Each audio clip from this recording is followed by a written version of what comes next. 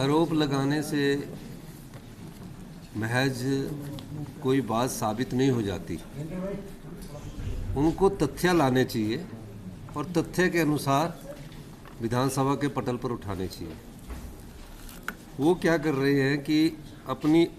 विधानसभा में जयराम ठाकुर जी जो है वो अपने अस्तित्व की लड़ाई लड़ रहे हैं, क्योंकि ये भारतीय जनता पार्टी जो है गुटों में बटी है और इसमें कोई दो राय नहीं कि वो आरोप लगाकर हमेशा कोई ना कोई बात को साबित करना चाहते हैं। कोई कागज़ लाए, कोई फैक्ट्स लाए और उसके आधार पर सरकार किसी भी प्रकार की कार्रवाई, जो भी गलत होगा उसके खिलाफ सरकार कार्रवाई करेगी। कमर्शियल एलपीजी की बात है, उसमें थोड़ी कमी महसूस की गई है, क्योंकि होटल रेस्टोरेंट में अभी थोड़ी कमी कमर्शियल एलपीजी के मामले में मुझे ध्यान में लाई गई है और मैं इस चीज़ पर अभी नज़र लगाए हुए हूँ कि कैसे इस प्रकार की स्थिति से निपटा जाए, क्योंकि जो पेट्रोलियम मिनिस्ट्री है वो भारत सरकार की है। मैं उनसे बातचीत करूंगा, अपने सेक्रेटरी को बोलूँगा और इस दृष्टिकोण से हिमाचल में किसी प्रकार की गैस की किल्लत ना हो,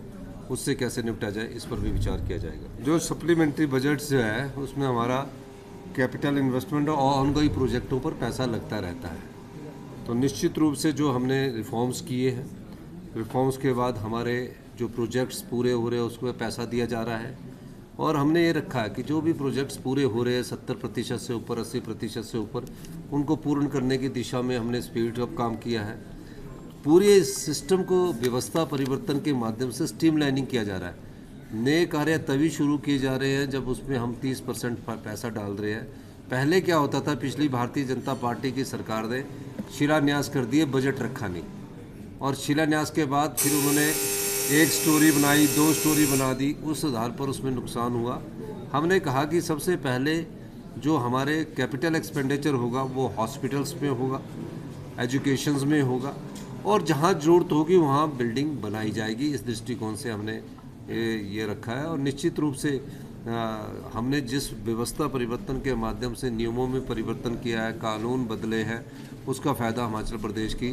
राज्य सरकार को भी होना शुरू हो चुका है और प्रदेश आत्मनिर्भरता की दिशा में आगे बढ़ना शुरू हो चुका है। हाँ, ये ज़रूर ब्रेक लगी कि आरडीजी के कारण 8 से 10,000 करोड़ रुपया जो 2026 से 26-27 से लेकर 2031 तक हर साल 8 से 10,000 करोड़ रुपए जो कटा है, उसका थोड़ा बहुत नुकसान हमें ज़रूर होगा। लेकिन मैं अभी भी बजट की मीटिंग में जा रहा हूँ, हमने कैसे भरपाई करनी है और कैसे प्रदेश को अपने पांव पर खड़ा करना है, इस दृष्टिकोण से हमारी सरकार आने वाले बजट में आपको कुछ झलकियाँ देखने को मिलेगी, ये मैं कहना चाहता हूँ। नहीं, अनिल डडवाल जी के साथ जो भी बात हुई वो गलत है और जो एंट्री टैक्स की बात है वो एंट्री टैक्स तो पीछे 40 साल से लगता आ रहा था, लेकिन पंजाब के जो एडजॉइनिंग क्षेत्र है वहाँ हमारी सरकार विचार कर सकती है कि किस प्रकार से इतना ज़्यादा ना बढ़ाया जाए। ये सब अभी पॉलिसी डिसीजन है, कुछ चीज़ें अभी बताई नहीं जाती हैं, चर्चा में होती है और किस तरह हमारा दायित्व ये बनता है, किसी भी सरकार का दायित्व ये होना चाहिए कि वो प्रदेश को आत्मनिर्भरता की ओर ले जाए। कई फैसले लिए जाएंगे, मैंने आपको कहा है, ये अभी शुरुआत है, आगे आने वाले समय में आप और फैसलों को भी देखेंगे। देखिए, टूरिज्म हमारा प्रायोरिटी सेक्टर है। पर्यटन के क्षेत्र में हम हिमाचल के युवाओं को भी चाहते हैं कि वो पर्यटन के क्षेत्र में अपना ध्यान लगाएं और निश्चित रूप से टूरिज्म के दृष्टिकोण से हम शिवकिला को खोला हमने और